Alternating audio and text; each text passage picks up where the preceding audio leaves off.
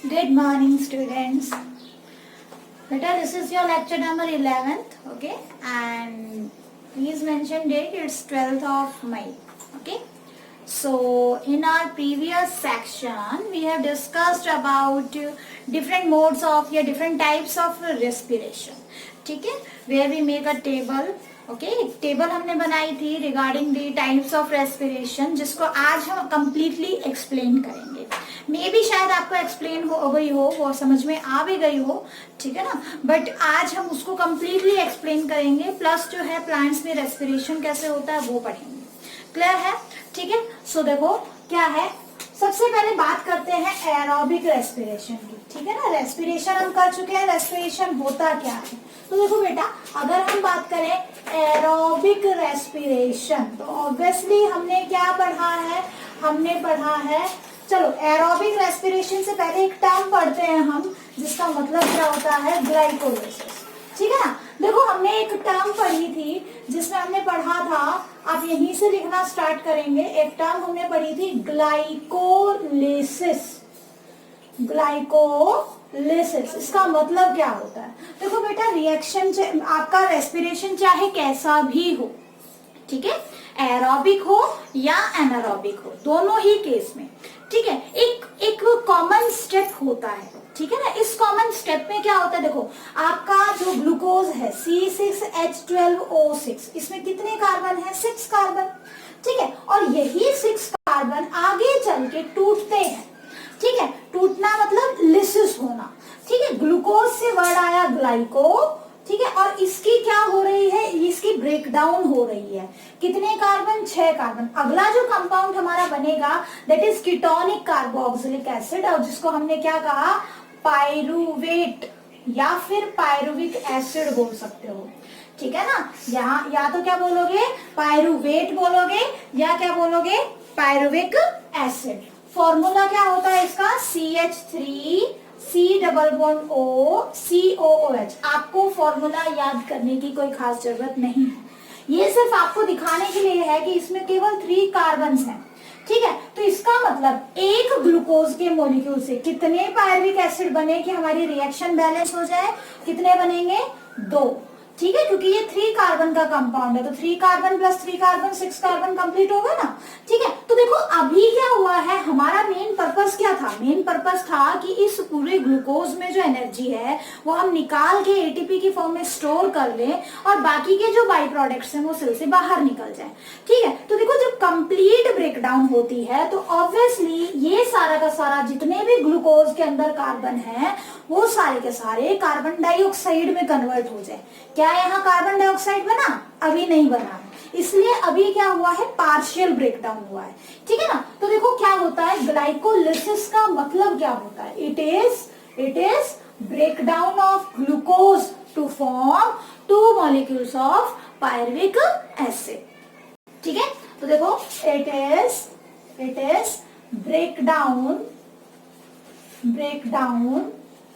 of glucose to form pyruvate या pyruvic acid कह सकते हो, या आप पायरुवेट कह सकते हो। और ये रिएक्शन कहाँ होगी, चाहे कैसा भी क्या हो, आपका टाइप ऑफ रेस्पिरेशन हो, एरोबिक हो या एनारोबिक हो, ठीक है ना। It is a common reaction in both types of respiration, ठीक है, दोनों ही टाइप की रेस्पिरेशन में कॉमन स्टेप है, ठीक है ना। और कहाँ होगा, कहाँ पे होता है ग्लाइकोलिसिस, ठीक है ना, ठीक है, ऐसा भी सेल हो आपका, कहाँ पे होगा, हमेशा साइटोप्लाज्म में। It occurs in cytoplasm of cell। समझ में आया, ठीक है। तो देखो ये 10 स्टेप प्रोसेस होता है, हायर क्लास में पढ़ोगे आगे चल के आप, जिसमें कुछ रिएक्शंस रिवर्सिबल होती हैं, कुछ इरिवर्सिबल होती हैं। अभी इतना डिटेल से नहीं है, अभी बस मतलब समझ लो, ठीक है ना। तो आप देखो C6H12O6, ठीक है, इसकी क्या हो गई, इसकी हो गई ग्लाइकोलिसिस। और कहाँ पे हुआ ये, साइटोप्लाज्म के अंदर हुआ। और क्या बन गया अल्टीमेटली, अभी हमने देखा था 2 मॉलिक्यूल्स ऑफ पायरुवेट या पायरुविक एसिड। फॉर्मूला लिखना चाहो तो लिख सकते हो, CH3 C double bond O COOH। This is your pyruvate और पायरुविक एसिड। अब क्या है, अब डिसाइड होगा fate of pyruvate. Fate of pyruvate का मतलब कि पायरुवेट के साथ आगे चल के क्या होगा। ठीक है, अगर तो ऑक्सीजन अवेलेबल है तो ये पायरुवेट कंप्लीटली क्या हो जाता है, ऑक्सीडाइज हो जाता है और completely carbon dioxide plus water plus energy में टूट जाएगा। And that type of reaction is defined as aerobic reaction. ठीक है, और अगर ऑक्सीजन नहीं है, ठीक है, तो इसकी इनकम्प्लीट ब्रेकडाउन होती है, एनर्जी कम प्रोड्यूस होती है, and that type of reaction is defined as anaerobic reaction. ठीक है, तो अब देखो बेटा, हम बात करते हैं फेट ऑफ पायरुवेट। ठीक है, हमारा नेक्स्ट टॉपिक क्या है, फेट ऑफ पायरुवेट। तो फेट ऑफ पायरुवेट में हमारा केस 1, ठीक है, केस 1 क्या है हमारा, हमारा केस 1 है when oxygen is present। ठीक है, अगर ऑक्सीजन प्रेजेंट है तो क्या होगा, ठीक है, तो क्या होगा, pyruvate undergoes complete oxidation to form CO2 plus water plus energy। ठीक है, समझ में आ गई बात। और ये रिएक्शन क्या कहलाएगी, such type of respiration is known as, क्या बोलोगे उसको, एरोबिक रेस्पिरेशन। ठीक है, क्या बोलेंगे उसको, एरोबिक रेस्पिरेशन। बट ध्यान रखना बेटा कि पायरुवेट का कंप्लीट ऑक्सीडेशन कहाँ होगा, माइटोकॉन्ड्रिया में। ठीक है ना, दिस रिएक्शन, चलो पहले रिएक्शन लिख लेते हैं। ठीक है ना, C6H12O6। ठीक है, इसकी क्या हो गई, इसकी हो गई ग्लाइकोलिसिस, यहाँ पे लिसिस है, सॉरी, ये ग्लाइकोलिसिस। ठीक है, इसकी क्या हो गई, ग्लाइकोलिसिस। ठीक है, कहां पर हुई, साइटोप्लाज्म में। बना क्या था हमारा, पायरुवेट। ठीक है, और इसके 2 मॉलिक्यूल्स बने थे। अब क्या होगा, ऑक्सीजन की प्रेजेंस में, ठीक है, क्या होगा, कंप्लीट ऑक्सीडेशन। और कहां पे होगा, ध्यान रखना, माइटोकॉन्ड्रिया। ठीक है, तो आपसे कोई पूछ ले कि एरोबिक रेस्पिरेशन की साइट कहां है, तो माइटोकॉन्ड्रिया ऑफ दी सेल। ठीक है, और क्या बनेगा, carbon dioxide plus water plus energy बनेगी, और ज्यादा बनेगी। देखो किसी बुक्स में 32 दिया हुआ है, किसी में 36 दिया है, किसी में 38 दिया है। आपकी बुक में जो दिया है आप वो फॉलो कर सकते हो, otherwise you may go with 36 ATP। वो डिपेंड करता है शटल सिस्टम कैसा काम कर रहा है, वो सारी चीजें अभी आपके सिलेबस में नहीं है, तो आप 36 ATP लिख सकते हैं। ठीक है, दिस इज एनर्जी। ATP मैंने बताया था, adenosine triphosphate, energy currency of cell. ठीक है, तो ये रिएक्शन आपको याद रखनी है, आपने लिखना भी है यहाँ पे कि दिस रिएक्शन, दिस, अच्छा, aerobic respiration starts in cytoplasm and complete in mitochondria. ये लिख लो, ये ज्यादा बेटर है। ठीक है ना, नोट डाल के क्या लिखोगे, एरोबिक रेस्पिरेशन। ठीक है, स्टार्ट इन साइटोप्लाज्म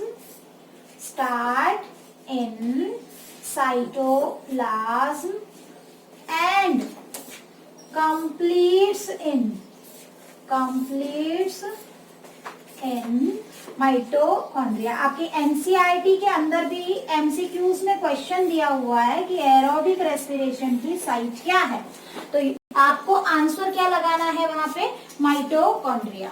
यहाँ पे एक बार स्क्रीनशॉट ले लो इसका, ठीक है, ताकि हम आगे प्रोसीड कर सके। ठीक है, तो ये था केस 1। ध्यान रखना एरोबिक रेस्पिरेशन हर सेल में होगा, ठीक है, हर मल्टीसेलुलर ऑर्गेनिज्म की सेल में होगा अगर ऑर्गेनिज्म के पास प्लेंटी ऑफ ऑक्सीजन अवेलेबल है। ठीक है ना, ऑल ऑर्गेनिजम्स, ठीक है ना, विच रेस्पायर एरोबिकली, ठीक है, उनकी सभी सेल में, ईच एंड एवरी सेल के अंदर क्या होता है, एरोबिक रेस्पिरेशन होगा। समझ में आ गई बात? ठीक है ना, तो ये पॉइंट आप मेंशन कर सकते हो। क्या पॉइंट कहा है मैंने, देखो आप ये पॉइंट मेंशन कर सकते हो, ईच सेल ऑफ ऑर्गेनिज्म, ठीक है, where each cell of organism show aerobic respiration। ये रेस्पिरेशन मैंने शॉर्ट फॉर्म में लिखा है, RESP ऊपर respiration. Each cell of organism show aerobic respiration if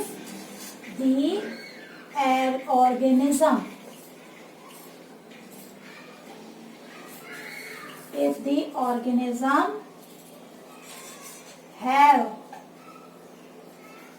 plenty of oxygen। ठीक है, लेकिन एक चीज और ध्यान रखना है यहाँ पे कि वो जो ऑर्गेनिज्म है वो कैसा होना चाहिए, वो ऑर्गेनिज्म एरोबिक होना चाहिए। ठीक है ना, ऐसा नहीं कि हम जो है यहाँ पे बात किसकी नहीं करेंगे, यहाँ पे प्रोकैरियोट्स की बात नहीं करेंगे। जनरली हम यहाँ बात करते हैं यूकैरियोट्स की। ठीक है ना, प्रोकैरियोट्स के अंदर एरोबिक रेस्पिरेशन होता है, ठीक है, बट कुछ एक में एनारोबिक। चलो इसको हटा ही दो आप, ठीक है, नहीं तो कंफ्यूज रहोगे आप, ऐसे ही रहो। ठीक है, तो एरोबिक रेस्पिरेशन की हम बात कर रहे थे। अब देखो बेटा, ये तो बात थी एरोबिक रेस्पिरेशन की। केस सेकेंड क्या है, केस सेकेंड, ठीक है, केस सेकेंड में क्या है, when there is absence of oxygen, जब ऑक्सीजन की एब्सेंस है।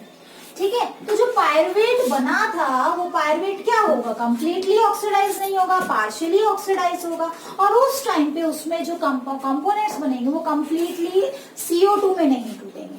ठीक है ना, तो pyruvate undergoes partial oxidation.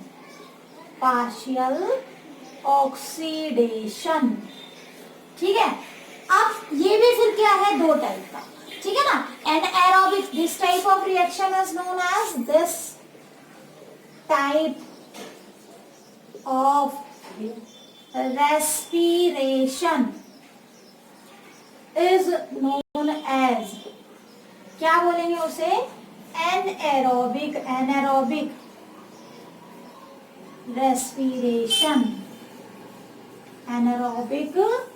Respiration.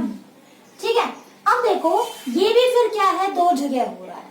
ठीक है, तो यहाँ पे हम जो है इसका ए पार्ट ले लेते हैं, पार्ट ए के of case second.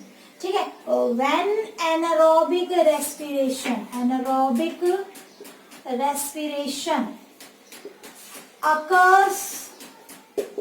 occurs in lower organism, bacteria की बात करें, कोई एनारोबिक बैक्टीरिया है, या हम बात करें किसकी, ऑर्गेनिजम्स, या बात करें कोई यीस्ट की। ठीक है, एग्जाम्पल की बात करते हैं यहाँ पे हम। ठीक है ना, एग्जाम्पल ले लेते हैं, एग्जाम्पल यहाँ पे बात करते हैं यीस्ट की। यीस्ट क्या है आपका, यूनिसेलुलर फंजाई। या फिर हम यहाँ पे किसकी बात करते हैं, यहाँ पे आप बात कर सकते हो एनारोबिक बैक्टीरिया की। ऐसा कोई बैक्टीरिया जो एनारोबिक रेस्पिरेशन शो कर रहा है। ठीक है ना, हम इनकी एग्जाम्पल की बात करते हैं। ठीक है, तो देखो ये क्या करते हैं, ये पायरुवेट की इनकम्प्लीट ब्रेकडाउन करते हैं और अल्टीमेटली उसको किस में कन्वर्ट कर देते हैं, उसको कंप्लीट ब्रेकडाउन नहीं कर पाएंगे और उस प्रोसेस को हम क्या कहेंगे, फर्मेंटेशन कहेंगे। ठीक है ना, उस प्रोसेस को क्या कहोगे, फर्मेंटेशन। ठीक है, उस केस में बेटा प्रोडक्ट्स जो बनेंगे आपके, that is ethanol and carbon dioxide. ठीक है, तो देखो यहाँ पे C6H12O6, ठीक है, इसकी क्या हो गई, ग्लाइकोलिसिस। ठीक है, वो कहाँ पे हुई, साइटोप्लाज्म के अंदर। ठीक है, साइटोप्लाज्म क्या बना आपका, पायरुवेट। ठीक है, यहां तक तो हमने किया, ये सभी में होता है और 2 मॉलिक्यूल बनेंगे। अब ये पायरुवेट क्या होगा, इसकी पार्शियल ऑक्सीडेशन होगी, पार्शियल ऑक्सीडेशन, यानी कंप्लीट ब्रेकडाउन नहीं होगा। ठीक है, ये 6 कार्बन का कंपाउंड है, ये आपका 3 कार्बन का कंपाउंड है। अब क्या होगा, ये क्या बनाएगा, एक तो बनाएगा C2H5OH, क्या बन गया, इथेनॉल। ठीक है, क्या बन गया, इथेनॉल। ठीक है ना, और ये 2 कार्बन का कंपाउंड है, देखो दिखाई दे रहा है, प्लस CO2 बनेगी, प्लस आपके पास जो एनर्जी बनेगी वो बहुत ही कम अमाउंट में बनेगी, दैट इज ATP। ठीक है, आगे बात समझ में, ये क्या बनेगी, ATP। ठीक है, तो लोअर ऑर्गेनिजम्स के अंदर जब पार्शियल ऑक्सीडेशन होती है, पार्शियल एनारोबिक रिएक्शन होती है, तो उस प्रोसेस को हम क्या कहते हैं बेटा, फर्मेंटेशन। ठीक है ना, तो यहाँ पे आप लिख सकते हो, when glucose is partially oxidized in yeast or bacteria। ठीक है, एनारोबिक, चलो यीस्ट डाल दो आप, बैक्टीरिया मत लिखो, ऐसे वैसे एनारोबिक बैक्टीरिया आप लिख सकते हैं। When glucose is partially oxidized in yeast to form ethanol and carbon dioxide with release of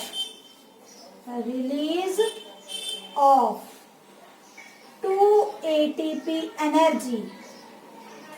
ठीक है, इन साइटोप्लाज्म ऑफ सेल, ये भी ध्यान रखना कहाँ होता है, वहां माइटोकॉन्ड्रिया में हो रही थी, ये कहाँ होगी, साइटोप्लाज्म में।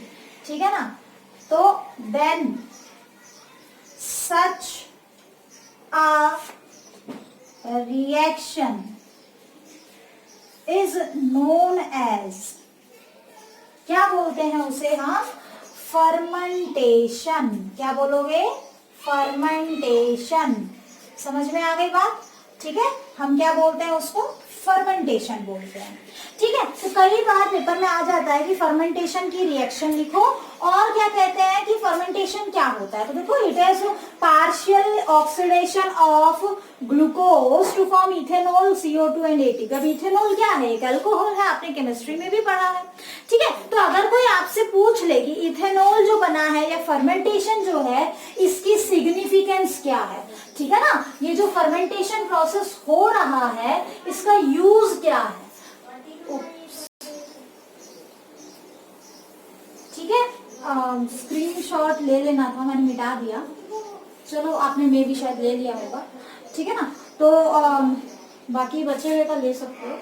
हम बात कर रहे थे कि फर्मेंटेशन जो है, फर्मेंटेशन की सिग्निफिकेंस क्या है, सिग्निफिकेंस ऑफ फर्मेंटेशन,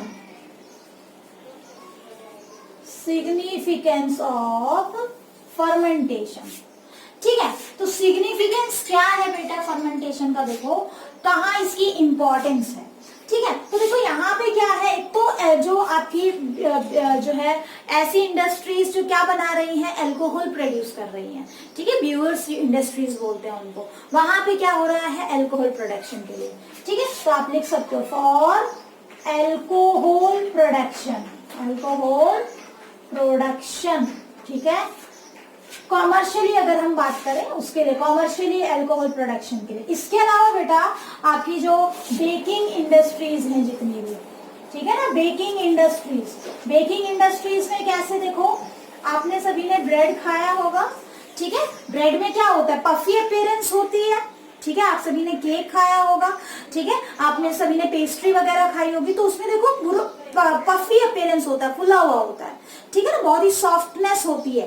तो वो क्यों होती है, देखो क्या करते हैं वो लोग जब डफ तैयार करते हैं तो उसमें क्या डाल देते हैं, उसमें जो है यीस्ट पाउडर डाल देते हैं। यीस्ट क्या है, आपकी फंजाई है, ठीक है। वो क्या करेगा, उसको क्या कर देगा, फर्मेंट कर देगा। फर्मेंट करेगा तो कौन सी गैस प्रोड्यूस होगी, CO2, ठीक है। अब CO2 प्रोड्यूस होगी तो जो आपका डफ है, वो डफ CO2 उसके अंदर भर जाएगी। डफ के अंदर क्या भर जाएगी, CO2 जो है वो कंप्लीटली उसके अंदर भर जाएगी। वो क्या हो जाएगा, फूल जाएगा, ठीक है। जैसे आपने कभी देखा हो, आपके घर में आप कर सकते हो, आपने मम्मी से सुबह ही थोड़ा सा आटा लेना, थोड़ा सा ही, ठीक है, और उसको एक टिफिन में डाल के बंद कर देना, ठीक है, और घर में रख देना, कहीं पे भी रख देना, ठीक है। और उसके बाद आप उसको शाम को या अगले दिन देखोगे ना, तो वो क्या हो जाएगा, फर्मेंट हो जाएगा। क्योंकि हमारे एनवायरनमेंट में बहुत सारे ऐसे बैक्टीरिया हैं जो एनारोबिक बैक्टीरिया है, वो उसको क्या कर देंगे, उसकी फर्मेंटेशन कर देंगे। तो उसको जब आप स्मेल करोगे तो एक अजीब सी गंदी सी स्मेल आएगी, दैट इज ऑफ इथेनॉल। और उसकी जो पफी अपीयरेंस है, देखोगे उसमें छेद पोर्स हो जाएंगे। वो क्यों है, वो CO2 की वजह से है, ठीक है। तो एक प्रॉपर टेम्परेचर पे जब हम उसको हीट करते हैं तो CO2 बाहर निकल जाती है और वो puffy appearance as it is रह जाती है, गिविंग अ पफी लुक, ठीक है, टू द इंग्रेडिएंट, ठीक है ना। तो जो आपके बेकिंग इंडस्ट्रीज है बेसिकली वो भी जो है फर्मेंटेशन रिएक्शन यूज करते हैं, ठीक है। तो इसके अलावा जो है टू गिव पफी अपीयरेंस,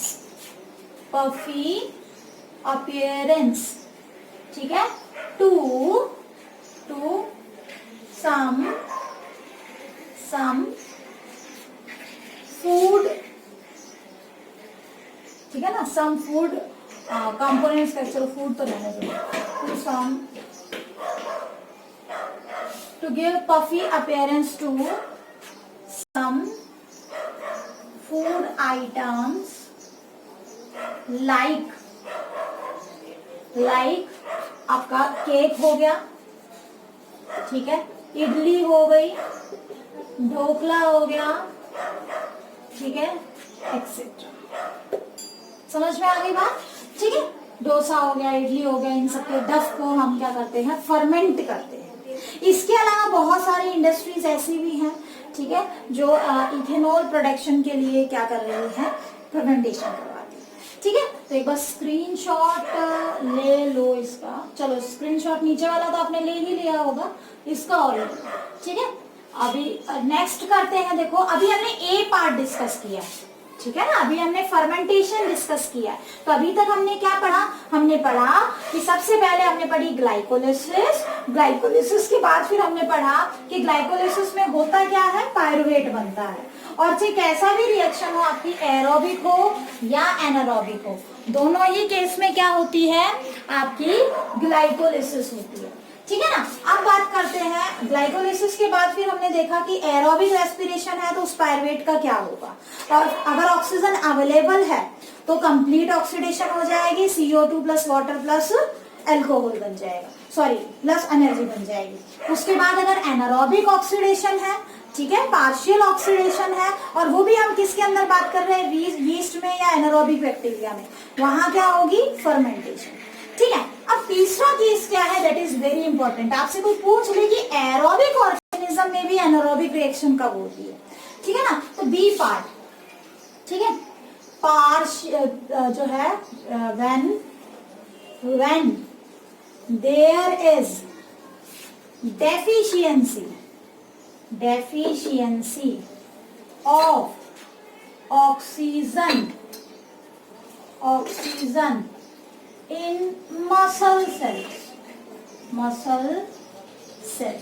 तो हमारी बॉडी की अगर हम बात करें या फिर किसी भी ऐसे लिविंग ऑर्गेनिज्म की जो एरोबिक रेस्पिरेशन तो शो कर रहा है, हमारी पूरी बॉडी के सेल एरोबिक रेस्पिरेशन शो कर रहा है, बट कई बार क्या होता है कि हमारी मसल सेल्स के अंदर ऑक्सीजन की डेफिशिएंसी हो जाती है, ठीक है। किस टाइम पे होती है, देखो बेटा, जब हम बहुत ही विग्रस एक्सरसाइज करते हैं, विग्रस का मतलब बहुत ही फास्ट एक्सरसाइज, ठीक है ना। तो when we do vigorous exercise तो हमारी जो मसल सेल्स है, ठीक है। उनकी देखो एक्सरसाइज हो रही है, ऑब्वियसली हमारी मसल्स को कॉन्ट्रैक्ट करने के लिए किसकी जरूरत है, एनर्जी की। तो जितनी तेजी से आप एक्सरसाइज कर रहे हैं उतनी ही तेजी से क्या अवेलेबल होनी चाहिए, एनर्जी।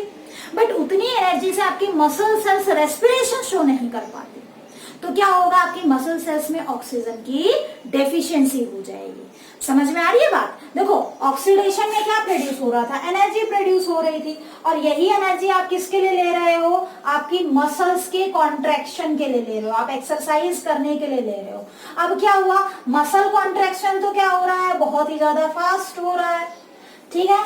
और आपकी जो रेस्पिरेशन प्रोसेस आपके मसल सेल्स में चल रही है, उससे जो एनर्जी मिल रही है, ठीक है, तो रेस्पिरेशन क्या हो रहा है, स्लो हो रहा है, ठीक है। तो क्यों स्लो हो रहा है, अगर यहाँ पे क्या है, ऑक्सीजन की डेफिशिएंसी है, ठीक है, ऑक्सीजन की कमी, क्योंकि जितना भी ऑक्सीजन है वो तो सारा फटाफट यूज हो गया और अभी और भी जरूरत है, ठीक है ना। तो इसलिए क्या होता है, जब हम बहुत ही फास्ट एक्सरसाइज करते हैं, ठीक है ना, तो उस टाइम पे क्या होता है, हमारी मसल सेल्स के अंदर ऑक्सीजन की कमी हो जाती है, और उस कमी की वजह से हमारी मसल सेल्स क्या करती हैं, एनारोबिक रिएक्शन शो करती है, ठीक है ना। आगे बात समझ में। तो एनारोबिक रिएक्शन के दौरान बेटा क्या बनता है, एक कंपाउंड बनता है, दैट इज लैक्टिक एसिड, ठीक है। क्या बनता है, लैक्टिक एसिड, जो कि 2 कार्बन कंपाउंड है। जैसे इथेनॉल बनाया था ना हमने, ऐसे ही क्या बनता है, लैक्टिक एसिड।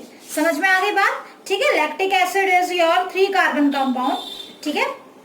3 कार्बन कंपाउंड होता है, 2 नहीं, 3 कार्बन कंपाउंड होता है, और अल्टीमेटली वही लैक्टिक एसिड क्या होता है, आपकी बॉडी में, आपके मसल सेल्स में एक्युमुलेट हो जाता है, इकट्ठा हो जाता है। अब जब लैक्टिक एसिड इकट्ठा हुआ तो इससे क्या होगा, आपकी बॉडी के अंदर आपकी बॉडी का वो हिस्सा टाइट हो जाएगा। जैसे आप कई बार देखते हो, काम करते हो बहुत ज्यादा, किसी दिन ज्यादा काम कर लिया, जैसे अभी थोड़े दिन पहले लावनी वगैरह चल रही थी, आप लोगों ने कट्टे बोरी वगैरह जो भी है उठाए हो, या कोई और काम किया हो, खेत वगैरह में कोई भी काम किया हो, तो आपके मसल्स टाइट हो जाते हैं, ठीक है ना। वो टाइट क्यों हुए, क्योंकि वहां पे लैक्टिक एसिड डिपॉजिट हो गया, ठीक है। और डिपॉजिट होने की वजह से क्या होता है, अब वहां पे मस्कुलर पेन स्टार्ट हो जाता है। वो जो टाइट होती है ना स्किन, जो मसल्स टाइट होती है, उसको बोलते हैं मस्कुलर क्रैम्प्स। क्या बोलते हो, मस्कुलर क्रैम्प्स, ठीक है। और वही क्रैम्प्स क्या करते हैं, हमें पेन देते हैं। अब करना क्या है, ऐसे क्रैम्प्स से रिलीफ लेने के लिए हमें क्या करना है, उसको गर्म तेल से क्या करना है, उसकी मसाज करनी है, ल्यूक वार्म ऑयल से, ठीक है, हल्के गर्म तेल से उसकी मसाज करनी है, या हॉट वाटर बाथ लेना है। इससे क्या होगा कि ब्लड सर्कुलेशन इंप्रूव होगा। जैसे मान लो ऐसे ऐसे हमने मसाज की तो ब्लड सर्कुलेशन इंप्रूव होगा, ब्लड सर्कुलेशन इंप्रूव होगा तो जो लैक्टिक एसिड डिपॉजिट है, ठीक है ना, वो लैक्टिक एसिड कम, उसको ऑक्सीजन मिलेगी, और ऑक्सीजन मिलेगी तो वो कंप्लीटली कार्बन डाइऑक्साइड में कन्वर्ट हो जाएगा, कार्बन डाइऑक्साइड बॉडी से बाहर आ जाएगी, क्रैम्प्स ठीक हो जाएंगे, ठीक है। तो जनरली एक क्वेश्चन आता है 3 नंबर में कि एनारोबिक रेस्पिरेशन मसल सेल्स में कैसे होती है, ठीक है, क्या होता है, मस्कुलर क्रैम्प्स क्या होते हैं, कौन सा एसिड एक्युमुलेट होता है, तो पूरा आपको कॉन्सेप्ट पता होना चाहिए, ठीक है ना। तो when we do vigorous exercise, then there is deficiency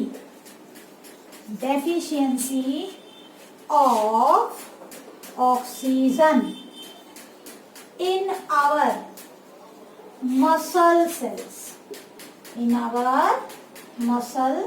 cells, and they start to perform anaerobic reaction,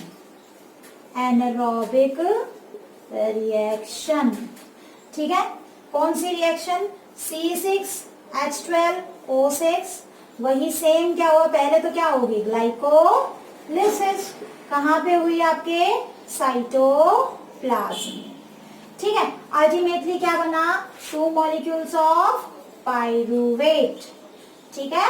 और अब क्या बनेगा, आपका पार्शियल ऑक्सीडेशन होगी, कहाँ होगी, साइटोप्लाज्म में ही होगी, और क्या बन जाएगा, लैक्टिक एसिड। बस इसकी स्ट्रक्चर में चेंज हो जाता है, लैक्टिक एसिड, ठीक है ना, लैक्टिक एसिड बनेगा और अल्टीमेटली जो है क्या बनेगा, यहाँ पे आपकी सिर्फ वाटर रिलीज होगा, ठीक है, और 2 ATP एनर्जी। यहाँ पे कार्बन डाइऑक्साइड रिलीज नहीं करना है, ठीक है ना, वाटर भी रिलीज नहीं करना है, वाटर भी एक्स्ट्रा है यहाँ पे, ठीक है, सिर्फ 2 ATP एनर्जी। इस तरीके से समझ में आ गया, ठीक है ना। ये लैक्टिक एसिड का फॉर्मूला होता है CH3CHOH चलो वो याद करने की जरूरत नहीं है आपको, इतना ही याद कर लो, ठीक है ना। अब ये लैक्टिक एसिड क्या होता है, इट एक्यूमुलेट्स इन मसल्स, ठीक है, टू फॉर्म मस्कुलर क्रैम्प्स, ठीक है। तो आप ऐसे जब भी मस्कुलर क्रैम्प्स क्या होते हैं तो आप क्या लिखोगे, आप पूरा लिखोगे, when we do vigorous exercise then there is deficiency of oxygen in our muscles and they start to perform anaerobic reaction, ठीक है। ड्यूरिंग अब क्या होगा, lactic due to which lactic acid is form, this lactic acid accumulates in our muscles to form muscular cramps, ठीक है। और ये जो मस्कुलर क्रैम्प्स होते हैं ये क्या होते हैं, बहुत ज्यादा पेनफुल होते हैं, समझ में आ गई बात। ये जो मस्कुलर क्रैम्प्स होते हैं ये क्या होते हैं, बहुत ज्यादा पेनफुल होते हैं, ठीक है ना। तो अब इनसे रिलीफ लेने के लिए हमें क्या करना है, ऑब्वियसली क्या करना है हमें, ऑब्वियसली क्या करोगे आप, अभी मैंने बताया था हम क्या करेंगे, इसकी एक बार स्क्रीनशॉट ले लो बेटा।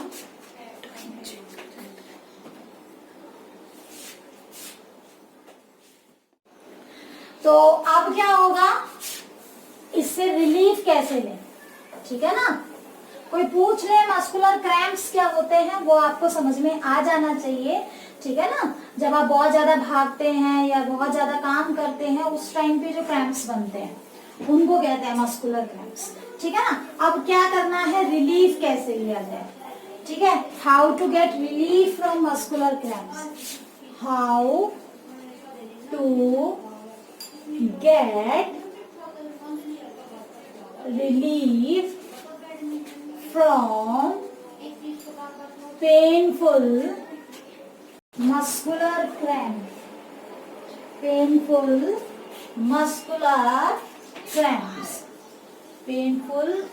muscular cramps, ठीक है। तो करना क्या है, आपने क्या करना है, क्या कर सकते हैं, to get relief, ठीक है, we should massage it with lukewarm oil, we should massage it with lukewarm oil, lukewarm हल्का गरम, ठीक है, lukewarm oil, या आप हॉट वाटर बाथ भी ले सकते हैं, हॉट वाटर बाथ, ठीक है। इससे क्या होगा, this will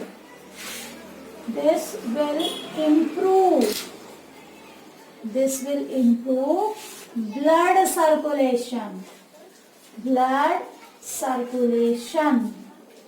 ठीक है,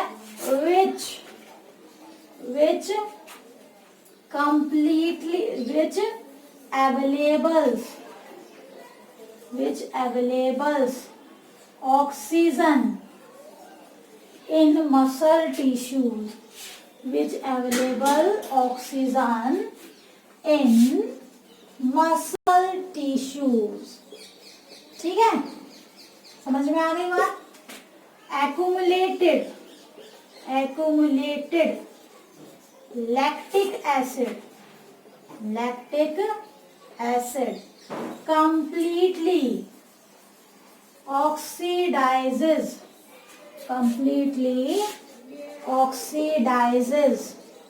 to form CO2, ठीक है, समझ में आ गई बात। वो CO2 बना लेगी, that will be liberated out from your body, clear? तो ये बात थी एरोबिक रेस्पिरेशन की, एनारोबिक रेस्पिरेशन की और anaerobic reaction in muscle cells की। ठीक है ना, आगे बात समझ में? ठीक है, तो इस तरीके से आपको क्या है ये चीजें आनी चाहिए। क्लियर? ठीक है ना। अब देखो क्वेश्चन उठता है कि प्लांट्स में रेस्पिरेशन कैसे होता है। ठीक है, मैंने कहा था कि हम जो है प्लांट्स के अंदर रेस्पिरेशन अलग से करेंगे और एनिमल्स के केस में रेस्पिरेशन अलग से करेंगे। रेस्पिरेशन इन प्लांट्स, ठीक है, प्लांट्स के अंदर रेस्पिरेशन कैसे होगा। देखो सबसे पहली बात कि प्लांट्स की हर सेल, ठीक है ना, each and every part of plant is in direct contact with the environment. ठीक है, तो वहां पे क्या होता है, हर सेल डायरेक्टली क्या ले रही है, ऑक्सीजन लेती है, ठीक है, सॉरी कार्बन डाइऑक्साइड लेती है और ऑक्सीजन रिलीज करती है ना, ऐसा नहीं है। देखो रेस्पिरेशन के लिए उन्हें भी ऑक्सीजन की ही जरूरत पड़ती है। अब वो क्यों ऑक्सीजन दे रही है और क्यों CO2 ले रही है, इसको हम समझेंगे। ठीक है ना, लेकिन ये ध्यान रखना रेस्पिरेशन चाहे प्लांट कर रहा हो चाहे एनिमल कर रहा हो, ठीक है, दोनों ही को ही किसकी जरूरत पड़ती है, वही सेम रिएक्शन होगी बेटा, कोई भी डिफरेंस नहीं है। ठीक है ना, जो हमने पढ़ा है ना एरोबिक रेस्पिरेशन आपके प्लांट्स में होगा। ठीक है, तो प्लांट्स एरोबिक रेस्पिरेशन शो करते हैं। ठीक है ना, पहला पॉइंट क्या है, plants show each and every cell, each and every cell in plant show respiration, वो भी एरोबिक रेस्पिरेशन। यहां हम बात नहीं करेंगे एनारोबिक की कंडीशन अलग से करेंगे। ठीक है, तो देखो अब रेस्पिरेशन कर रहे हैं तो वही सेम रिएक्शन हो रही है, C6H12O6 पायरुविक एसिड में टूट रहा है, पायरुविक एसिड फिर क्या बनाएगा, वही same carbon dioxide plus water plus energy बनाएगा। लेकिन यहाँ पे हमें क्या देखना है कि एक्सचेंज ऑफ गैसेस कहाँ से होता है।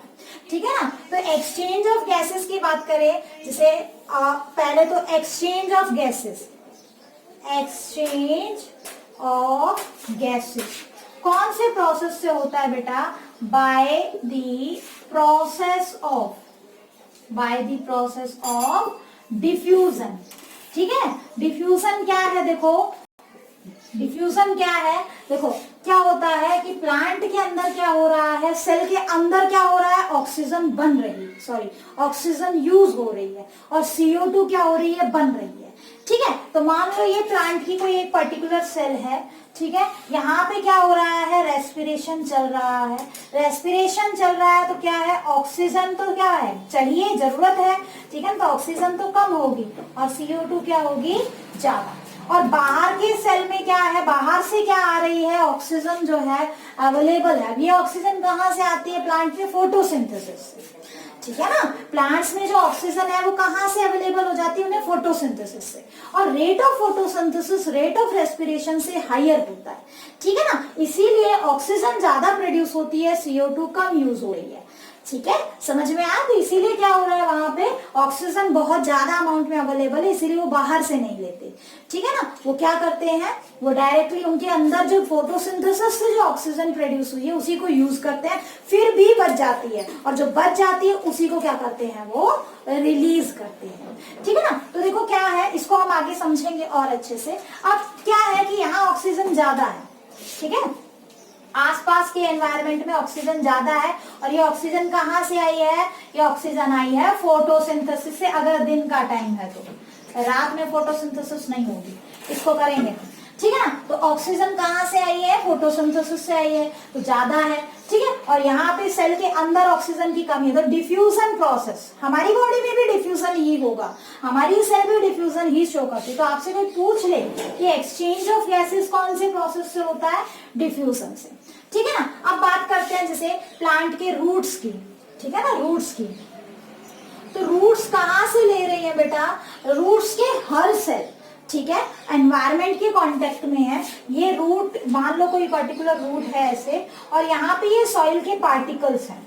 ठीक है, ये सॉइल के पार्टिकल्स हैं कुछ इस तरीके से। तो इनके बीच में इंटर पार्टिकुलर स्पेस में क्या भरी हुई है, एयर भरी हुई है, ठीक है ना। आगे बात समझ में, इंटर पार्टिकुलर स्पेस में क्या भरी हुई है, एयर भरी हुई है, और by the process of diffusion क्या करते हैं, ये ऑक्सीजन ले लेते हैं। समझ में आ गई बात, ठीक है ना। तो देखो जनरली जो रूट होते हैं, रूट हेयर्स जो होते हैं, ठीक है ना, वो डिफ्यूजन प्रोसेस से क्या करवा रहे हैं, एक्सचेंज ऑफ रेस्पिरेटरी गैसेस हो रहा है, ठीक है ना। तो आपने देखा भी है, आप जब पानी डालते हो तो बबल्स बाहर आते हैं, वो बबल्स किसके हैं, वो एयर के बबल होते हैं, ठीक है। तो ईच एंड एवरी सेल, ठीक है, is in every cell of root is in direct contact with air present in inter particular space of soil, ठीक है। ऑक्सीजन या exchange of respiratory gases, exchange of respiratory gases, respiratory gases occurs through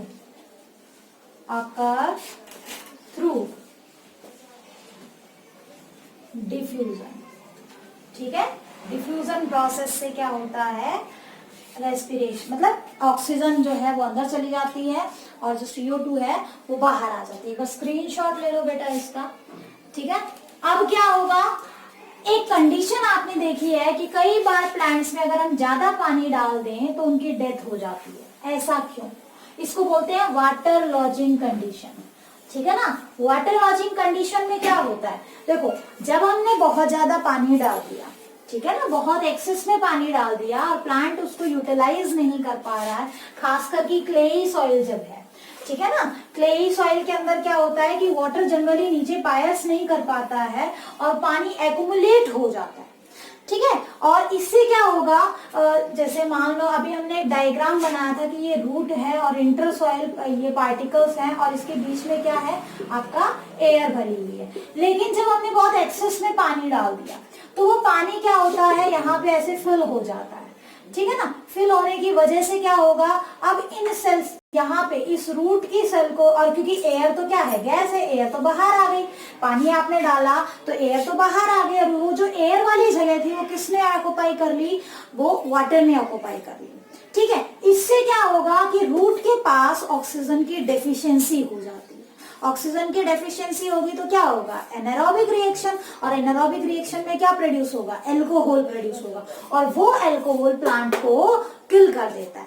इस condition को क्या बोलते हैं, water lodging condition. यानी excess water डालने के बाद भी, मतलब एक्सेस वाटर डाल दें तो प्लांट की डेथ हो जाती है, ठीक है। तो इसको हमने कैसे देखना है, देखो वाटर लॉजिंग कंडीशन, ठीक है, water lodging condition,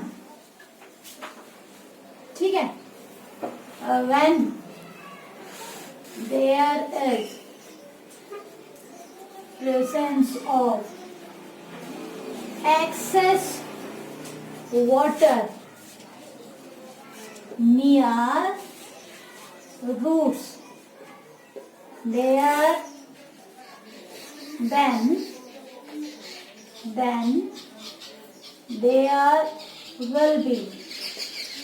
there will be deficiency of oxygen in root cells. ठीक है, there will be deficiency of oxygen in root cells. They undergoes anaerobic reaction.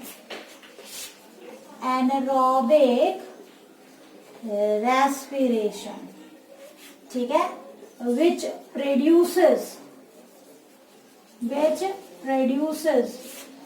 Alcohol, alcohol कौन सा, इथेनॉल, C2H5OH, ठीक है, this will kill the plant, this will kill the plant. समझ में आ गई बात, ठीक है, ये प्लांट को किल कर देते हैं। अब अगर हम बात करें किसकी बेटा, इन लीव्स की बात करें, ठीक है, लीव्स की बात करें तो लीव्स में क्या होगा, एक्सचेंज ऑफ रेस्पिरेटरी गैसेस कहाँ से होता है, हर्बेशियस स्टेम है या फिर इन लीव्स, और हर्बेशियस स्टेम या ग्रीन स्टेम की बात कर लो, ठीक है, हर्बेशियस स्टेम की बात कर लो, वहां पे क्या होगा, exchange of respiratory gases, exchange of respiratory gases कहाँ से होगा, आपने पढ़ा है, वेरी गुड, बताओ, रेस्पिरेटरी गैसेस कहाँ से होता है, थ्रू स्टोमेटा, पढ़ा था आपने, है ना, स्टोमेटा से होता है, ठीक है, by the process of diffusion, by the process of diffusion, clear, ठीक है। आगे बात सुन, लेकिन हम बात करें वुडी पार्ट ऑफ प्लांट की, ठीक है ना, वुडी मतलब कि जहां पे आपका बहुत ही मोटा तना है, ठीक है ना, इन वुडी स्टेम में, ठीक है ना, क्या होता है, देखो बेटा, जैसे स्टोमेटा होता है ना, ऐसे वुडी स्टेम में कुछ माइन्यूट पोर्स होते हैं, उनको हम लेंटिसेल्स बोलते हैं, ठीक है ना, सम माइन्यूट पोर्स, ठीक है, called lenticels are present for exchange of respiratory gases,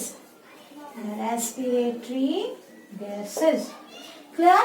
तो देखो, रूट का पढ़ लिया हमने, रूट कैसे एक्सचेंज ऑफ गैसेस कर रहा है, वुडी स्टेम पढ़ लिया, लीव्स में पढ़ लिया, ठीक है ना, तो प्लांट का हर हिस्सा क्या कर रहा है, exchange of respiratory gases show कर रहा है, और हर सेल क्या शो कर रहा है, आपका रेस्पिरेशन। अब एक थोड़ा सा हम एक बार स्क्रीनशॉट ले लो, थोड़ा सा हम जो है इसका क्या कर लेते हैं, देखते हैं कि कैसे दिन में या रात में क्या प्रोसेसेस होते हैं, ठीक है ना। अब देखो, डे टाइम में क्या हो रहा है बेटा, रेस्पिरेशन भी चल रही है और फोटोसिंथेसिस भी चल रही है, ठीक है ना। ड्यूरिंग डे टाइम, देखो, ड्यूरिंग डे टाइम क्या हो रहा है, फोटोसिंथेसिस और रेस्पिरेशन दोनों चल रहा है ना, ठीक है, both photosynthesis and respiration occurs simultaneously मतलब एक साथ, simultaneously, ठीक है, and rate of photosynthesis क्या होता है, ज्यादा होता है, इज हायर, ठीक है ना, with respect to rate of respiration क्या होता है, स्लो होता है। तो आपने देखा था फोटोसिंथेसिस की रिएक्शन क्या थी, CO2 plus H2O C6H12O6 plus C6H12O6 plus O2, है ना, ये बन रहा था किसमें, फोटोसिंथेसिस में। तो यहाँ पे क्या होगा, इसका प्रोडक्ट क्या है, O2, तो क्या होगा, नेट रिजल्ट क्या आएगा, नेट रिजल्ट क्या होगा, ऑक्सीजन तो क्या होगी, ऑक्सीजन मोर प्रोड्यूस, ठीक है ना, ऑक्सीजन तो क्या हो रही है, ज्यादा प्रोड्यूस्ड हो रही है, ठीक है, और जो CO2 है उसकी कंजप्शन क्या है, कम है, ठीक है ना, CO2 इज लेस यूटिलाइज्ड। भाई रेस्पिरेशन धीरे धीरे हो रहा है, ठीक है ना। और देखो रिएक्शन एक बार लिख लो ताकि आपको कंफ्यूजन ना हो। फोटोसिंथेसिस की रिएक्शन क्या थी, CO2 प्लस H2O क्या बन रहा था, C6H12O6, ठीक है, C6H12O6 प्लस O2, ये तो बनी आपकी फोटोसिंथेसिस में। तो फोटोसिंथेसिस में क्या है, ऑक्सीजन प्रोड्यूस हो रहा है और CO2 क्या हो रहा है, यूज हो रहा है। और रेस्पिरेशन की जहां तक बात करें, ठीक है ना, रेस्पिरेशन में क्या होता है, C6H12O6 प्लस ऑक्सीजन, ऑक्सीजन जो यहाँ बनी वो यहाँ यूज हो गई, ठीक है, तो क्या बनेगा आपका CO2 plus H2O plus energy, ठीक है। इस तरीके से आपने अभी पढ़ा है। तो देखो क्या हो रहा है, ये फास्ट हो रही है, ये फास्ट हो रही है, ये स्लो हो रही है, इसका मतलब ये ज्यादा बन रहा है और ये यूज कम हो रहा है। तो नेट क्या है, नेट रिजल्ट क्या होगा, ऑक्सीजन ज्यादा प्रोड्यूस होती है, ठीक है ना। तो क्या होगा, प्लांट क्या करेगा, अपनी बॉडी में से एक्स्ट्रा ऑक्सीजन को बाहर निकालेगा, ठीक है ना। O2 is more produced and CO2 is more utilized, is more used, ठीक है, क्योंकि फोटोसिंथेसिस ज्यादा हो रहा है, ठीक है। तो क्या होगा, therefore क्या होगा, O2 is released out, O2 is released out and CO2 enters into cell, enters into cell, ठीक है। CO2 जो इंटू प्लांट, ठीक है ना। तो CO2 तो क्या होगा, अंदर जाएगा थ्रू स्टोमेटा और O2 क्या है, बाहर आएगा। कब, दिन के टाइम पे। लेकिन अगर हम बात करें रात के टाइम की, ड्यूरिंग नाइट टाइम, ठीक है ना, नाइट के टाइम पे क्या होता है बेटा, फोटोसिंथेसिस स्टॉप हो जाती है, ठीक है, फोटोसिंथेसिस स्टॉप, ठीक है ना, फोटोसिंथेसिस क्या हो जाती है, स्टॉप हो जाती है, ठीक है ना। Only respiration occurs, only respiration occurs, ठीक है ना। तो अब प्लांट क्या है, प्लांट के अंदर क्या हो रहा है, सिर्फ रेस्पिरेशन हो रहा है और रेस्पिरेशन में ऑक्सीजन की जरूरत होती है। तो इसका मतलब वो भी हमारी तरह, रात में प्लांट भी एनिमल की तरह ऑक्सीजन लेते हैं, CO2 छोड़ते हैं, ठीक है ना। तो नेट क्या होगा, नेट क्या होगा हमारे पास, नेट रिजल्ट क्या आएगा, प्लांट शो